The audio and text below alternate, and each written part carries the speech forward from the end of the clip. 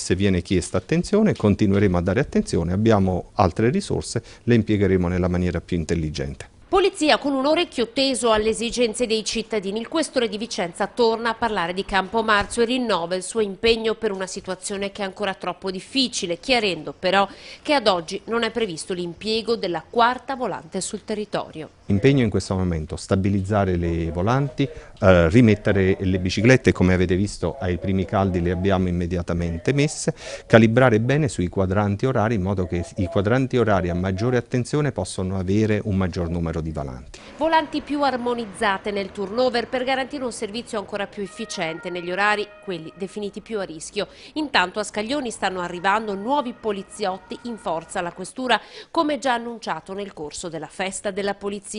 L'età media dei poliziotti in servizio a Vicenza è la più alta di tutto il Veneto e ai primi posti a livello nazionale. Lo aveva denunciato il sindacato di polizia della CGIL. Abbiamo fatto anche un passo in avanti per la cosiddetta abbattimento della senilizzazione, perché avevamo anche un tema legato a quello dell'età media piuttosto alta che ovviamente non abbiamo risolto, però sicuramente ci stiamo mettendo sulla buona strada.